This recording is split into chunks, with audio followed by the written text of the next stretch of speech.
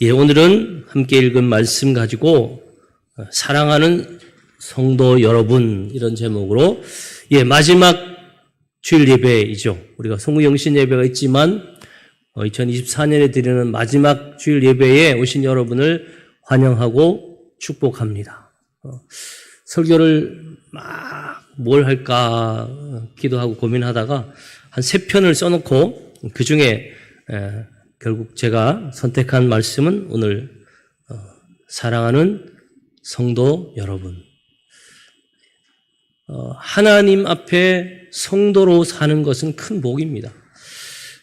그래서 오늘은 제가 성도의 삶 가운데 중요한 몇 가지를 한번 같이 생각하고 또 혹시라도 우리가 부족하거나 모자란 게 있으면 좀 보완해서 새해에는 그 부분을 더 힘써 노력해서 진정한 성도의 삶을 살면 좋겠다라는 생각으로 이 히터만 좀 꺼주세요.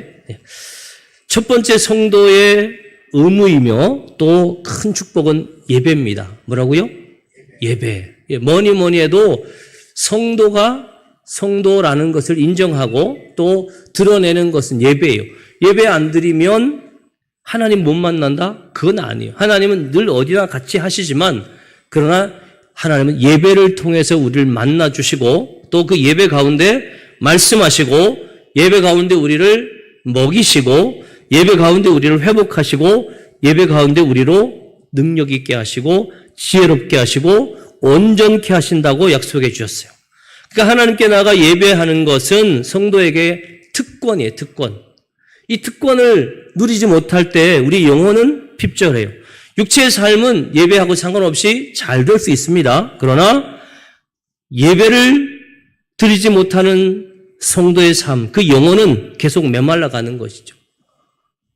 하나님께 나아가 예배하고 또 하나님 음성 듣는 이 예배. 근데 예배 기본이 뭔지 아세요, 여러분? 예배 기본. 한번 따라할까요? 하나님께서 하나님이심을 인정하는 것이다. 영어로 워십이라고 그랬죠. 예배를 워십. 그러니까 히브리어나 헬라의 예배는요, 부복하는 거예요. 완전히. 그 앞에 나라는 존재를 없애는 것. 그래야 어떻게 해요? 하나님이 내 안에 오시기 때문에. 내가 뭔가 나를 남겨두면 그만큼은 하나님이 개입하지 않아요. 선생님한테 가서 배울 때도요, 아이들이 선생님을 인정하는 아이와 그렇지 않은 아이의 그 학습의 결과가 완전히 다르죠. 에이, 저 선생님 뭐 들어보니 별거 아닌데? 그런 마음으로 공부하는 애들은요, 선생님이 전해주는 것에 절반도 못 가져요. 그러나, 선생님을 존중하고 존경하는 마음으로 열심히 수업에 참여한 사람은 선생님이 주는 것을 거의 다 자기 걸로 만들 수 있어요. 여러분, 예배를 계속 드리는 사람이 그 예배를 통해서 자기를 채우지 못하고 변화시키지 못하고 온전해지지 못하는 이유가 뭐냐면 하나님으로 인정하지 않기 때문에 그래요. 말씀을 들을 때 하나님 말씀인데 내가 예배한 이 시간을 하나님이 정한 시간인데 내가 예배한 이 공간을 하나님 집인데라고 인정할 때 또 더 나아가서 주의 종을 하나님이 세운 하나님의 일꾼이라고 인정하는 것과 그렇지 않은 것은 차이가 많습니다. 예배는 하나님 앞에 경배하고 나를 완전히 비우고 오직 하나님께 엎드리는 것이다. 제가 말씀드렸죠? 그분이 얼마나 크신지를 예배를 통해서 만나야 돼요. 시편의 고백은 다 하나님의 크심을 얘기해요. 다윗은요, 하나님의 그 광대하심을 늘 찬양해요. 그 시편 8편에도 보면 얼마나 하나님 귀한지를 노래하고 있잖아요. 그게 바로 예배자로 온전히 서는 온전한 예배자가 되는 그 길이 바로 하나님께서 하나님이심을 인정하는 것이다. 예배는 하나님과의 만남이에요. 그래서 성도가 하나님께 찬양과 경배와 감사, 기도, 그 다음에 예물을 올려드리면 하나님은 우리에게 말씀하시고 은혜와 사랑으로 우리에게 복 주시는 것. 이게 바로 예배인 거예요. 그렇기 때문에 예배를 드리면 누가 수지 맞느냐? 예배 드리는 사람이 수지 맞는 거예요. 하나님은 다 우리의 걱정, 근심, 염려, 아쉬운 것만 다 올려드려도 너 왜 나한테 이런 거 주냐 하시는 분이 아니에요. 왜? 그분의 그 크심과 위대하심은 그 모든 만물의 어려움과 힘듦을 다 안을 수 있도록 그분이 다 책임질 수 있도록 그분은 전능하신 하나님, Almighty God, El Shaddai. 그래서 우리는 하나님께 나아가서 뭔가를 앓을 때 주저할 필요 없어요. 이거는 하나님이 해결 못하실 것 아닙니다. 다 해결할 수 있어요. 육신으로 오신 하나님 예수님은 죽은 사람도 살렸는데 못할 게 어디 있어요? 내 하나님은 크고 힘 있고 능이 있어 못할 일 전혀 없네. 예, 하나님은 Almighty God이. 그러니까 여러분들은 예배하러 와서는 주저하는 게 있으면 안 돼요. 내가 내 모든 치부를요 사람 앞에 드러내면 얼마나 창피합니까? 요즘은 하도 그런 게 발달돼서 누가 하나 실수한 거를요 계속 뭐 올려요. 그래서 한 번 뭔가 실수한 것을 계속. 그러나 하나님은요 우리의 모든 허물을 다 덮어요. 그 사랑으로. 사랑은 허다한 죄를 덮어요. 허물을 다 가려요. 여러분 눈이 펑펑 오면요 모든 게 다 가려지죠. 그 위에 있던 먼지, 땅 위에 있는 뭐 이런 온갖 쓰레기들이요 눈이 엄청나게 올 때 다 가려지죠. 하나님의 사랑은요 우리 모든 허물을 다 가릴 뿐만 아니라 뭐예요? 회복해요. 눈은 그냥 없는 것처럼 보이게 하지만 하나님의 사랑은 우리를 온전케 하신다. 믿으시기 바랍니다. 그래서 예배는 시간과 장소가 정해져요. 내가 정해서 내 마음대로 드리는 게 아니라 하나님이 원하시는 시간, 예수님 부활하신 주일을 우리에게 주셨고요. 하나님이 거룩한 성전에 임재하시기 때문에 성전으로 나오라 그랬어요. 그래서 예배는 시간과 공간을 내가 임의로 정하는 것이 아니라 하나님이 정한 곳으로 나가는 거예요. 이게 첫 번째 나를 포기하는 거예요. 내가 하고 싶은 시간, 내가 드리고 싶은 공간이 아니라 그분이 원하고 그분이 부르는 곳으로 가는 것. 이게 예배자로서 처음 우리가 그분 앞에 온전히 서는 거예요. 나를 포기하는 거죠. 그리고 예배를 통해서 하나님은 어떻게 해요? 우리를 믿음의 뿌리를 깊이 내리는 의의 나무로 만들어줘요. 우리는 성전에 심겨진 의의 나무가 되어야 돼요. 세상은 우리를 끊임없이 유혹합니다. 여러분 힘의 원리라는 걸 아시죠? 두 기준의 막대기를 땅에 이렇게 꽂고 거기다가 끈, 특히 이렇게 탄력 있는 고무줄 같은 걸 연결해보면 어떻게 돼요? 한참 지나면 이 약한 곳이 강한 곳으로 끌려가요. 여러분 지금 세상 속에 살기 때문에 여러분에게는 늘 이런 유혹이 있고 순간순간마다 오는 세상의 힘에 의하여 여러분을 잡아당기는 걸 느낄 거예요. 예배는 드리지만 성도로서 살지만 세상은 우리를 끝까지 포기하지 않아요. 그런데 내가 믿음의 뿌리를 깊이 내리면 어떻게 될까요? 내 기준이 흔들리지 않으면 어떡할까요? 세상이 끌려오는 거예요. 왜 우리 자녀들이, 왜 사랑하는 가족들이, 친지들이 내게로 오지 않을까? 이유는 딱 하나예요. 나의 믿음의 뿌리가 견고하지 않고 흔들리니까 오히려 내가 끌려가는 거예요. 자녀들이 보고도 분명히 믿음 생활하는 부모님 있는데도 자녀들이 딸려오지 않고 자꾸 내가 끌려가. 뭐예요? 내 믿음의 뿌리가 견고히 서 있지 못하기 때문에 그렇다라는 거예요. 예배를 통해서 하나님께 고정되면 절대로 끌려가지 않아요. 오히려 세상이 우리에게 끌려옵니다. 분명히 자녀에게 보여주시고 분명히 이웃들에게 보여주세요.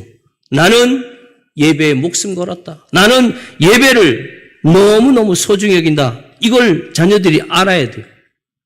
제가 처음 신학교 갔을 때마다 우리 부모님이 가끔씩 집안에 경조사 때도 오라 그러고 또 우리 어머니는 보고 싶으니까 한번 오라 그랬어요. 근데 우리 어머니가 제가 이 얘기 여러 번 했는지 모르겠는데 우리 어머니가 권사 임직 받는 날 그렇잖아요. 아들이 큰 교회에 있는데 그래도 권사 임직 받을 때 그래도 한번 와서 아들이 얼굴이라도 보이면 얼마나 기분 좋겠어요. 근데 그때 교회 장례가 있었어요. 제가 못 간다 그랬어요. 되게 서운해 하셨어요. 근데 그 이후에 어떤 일이 일어난지 알아요? 우리 어머니가 결정했어요. 얘는 내 아들이 아니구나. 하나님의 종이구나. 그다음부터는 안 가는 거에 대해서 서운한 게 없어요. 여러분, 사람들이 우리를 하나님의 사람으로 인정하는 그 기회, 그 순간이 언제예요? 쟤는 예배하는 자인데, 이 시간은 쟤한테 전화해도 안 오는데. 저 사람이 기도하는 시간을 우리가 알면 그 기도의 시간을 피해서 전화하잖아요. 똑같은 거예요. 하나님의 사람이 하나님께 깊이 믿음의 뿌리를 내리고 있으면요, 세상 사람들이 끌려오지 절대 우리를 끌고 갈 수 없다라는 거예요. 내 중심이 무너지지 않는데 내가 그리스도를 모시고 성전에 깊이 믿음의 뿌리를 내리고 그 은혜로 살아가는 모습을 모두에게 보여주셔야 해요. 그러면 그 사람들이 우리를 인정해요. 그 사람들이 우리를 쫓아와요. 그리고 여러분 아시죠? 예배 잘 드리면요, 반드시 좋은 땅에 심겨진 나무처럼 우리가 푸르르고 잎사귀도 마르지 않고 때를 따라 다양한 열매를 주렁주렁 맺습니다. 처음에 어린 묘목에는 아무것도 없죠. 그러나 장성한 묘목에는 엄청나게 많은 열매가 맺히지 않습니까? 믿음도 마찬가지. 깊이 뿌리만 내리면 가정의 평안, 사업, 일, 물질, 자녀 걱정할 필요가 없어요. 그런데 내가 믿음 뿌리를 깊이 못 내리니까 열매가 없는 거예요. 열매는 있는데 부실한 거죠. 여러분, 이렇게 소중한, 이렇게 귀한 예배이기 때문에 누가 방해해요? 사탄이 방해해요. 못 나가게 해요. 어떻게 하든지 예배에 집중하지 못하도록 우리를 방해합니다. 여러분, 그걸 아셔야 돼요. 반드시 빨리 달리려고 하는 모든 물체는 뭐예요? 공기의 저항이 있어요. 그 저항을 이겨내야 되는 거예요. 그래서 비행기든지 KTX 빠르게 달리는 것은 항상 뭐예요? 공기 저항에 대한 이 역학을 굉장히 많이 연구하죠. 여러분, 믿음의 사람들은 영적인 그 흐름을 방해하는 사단의 괴계가 있음을 분명히 알아야 돼요. 그래서 우리가 끊임없이 하나님의 말씀으로 무장해야 돼요. 그래서 우리는 두 번째 성도가 해야 될 중요한 일은 뭐예요? 말씀 읽기와 묵상이에요. 말씀을 읽고 묵상할 때 그 말씀이 우리에게 힘을 줘요. 말씀은 우리 성도들의 에너지가 돼요. 그 말씀이 내 안에 있는 한 세상이 나를 무시할 수가 없어요. 왜? 그 말씀은 변함없는 하나님의 약속이기 때문에 그래요. 그래서 하나님 주신 이 선물인, 하나님 주신 귀한 사랑의 선물인 말씀을 외면하면 우리가 하나님의 사랑을 거절하는 것 같아요.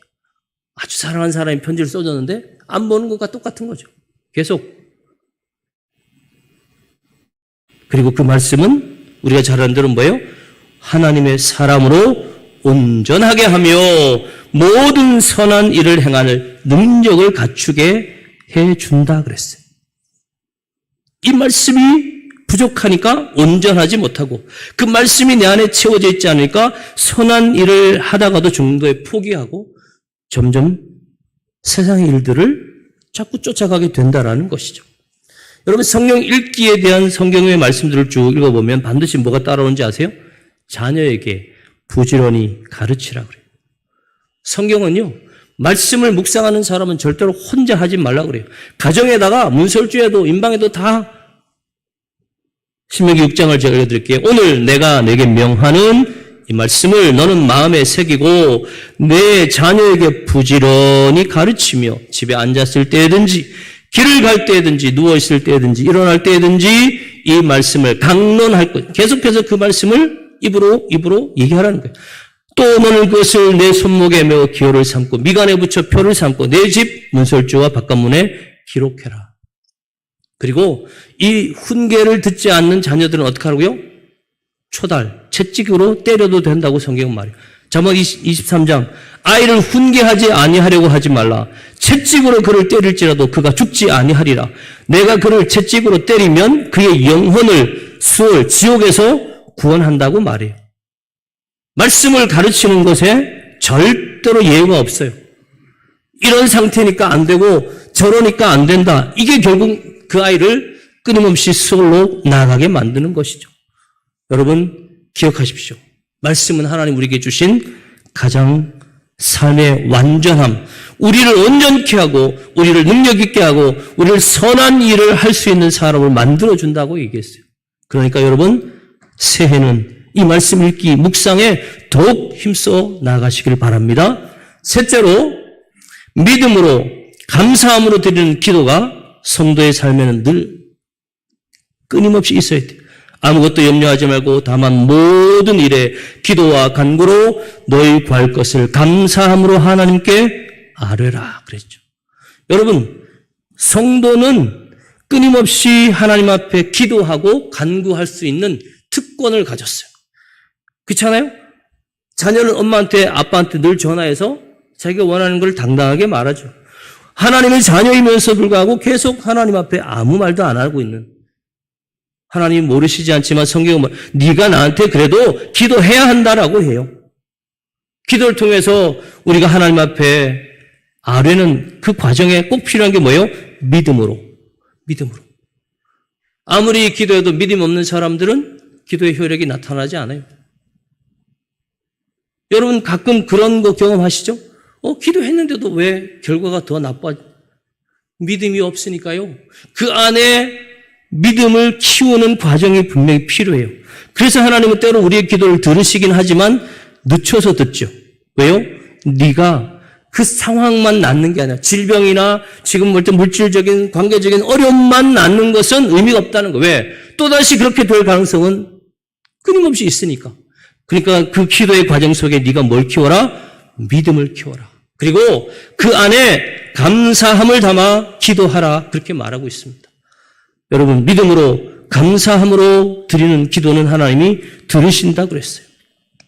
말씀 붙잡고 믿음으로 감사함으로 기도하는 여러분 되시기를 바랍니다. 네 번째, 감사의 생활화입니다. 그렇죠? 여러분 잘 아는 대로 데살로니가 5장 18절은 범사에 감사하라. 어떤 일이든지 감사하라. 이게 하나님이 우리를 향하신 하나님의 뜻이라고 그랬죠? 그러면 우리가 어떤 일, 어떤 말 여기다가 다 감사를 담아서 하나님 앞에 올려드리면 그 감사가 결국 뭐예요? 우리가 하나님께 올려드리는 그 기도에 온전함으로 응답받는 그런 좋은, 그냥 드려지는 기도도 물론 좋겠지만 감사함으로 드리는 기도는 하나님이 기뻐하시며 받으신다 그랬어요.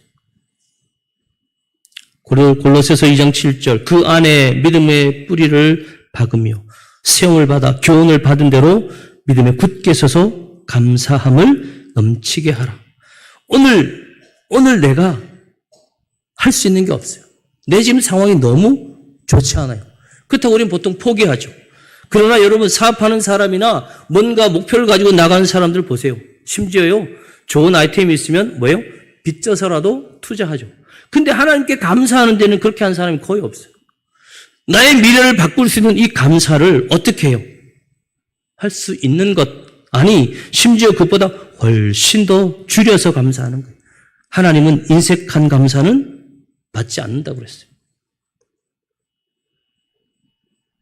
오늘 우리가 은혜 찬양했잖아요. 저도 눈물이 많이 났는데 2024년 지난 모든 시간 삶이 다 하나님의 은혜라고 그래요. 나는 들을 것이 없어서 그냥 감사 포기하고 살겠습니다. 이런 사람은 계속 그 자리에 있겠죠. 그러나 지금 내가 들을 수 있는 것은 없어요. 그러나 내 입술로, 내 마음으로 하나님 앞에 감사를 시작해 보세요. 물질은 못 드려도 괜찮아요. 시간도 못 드릴 수 있어요. 상황도 감사할 수 있는 여건이 안 돼요. 그러나 내 입술에서부터, 내 마음에서부터라도 감사를 시작할 수는 있어요.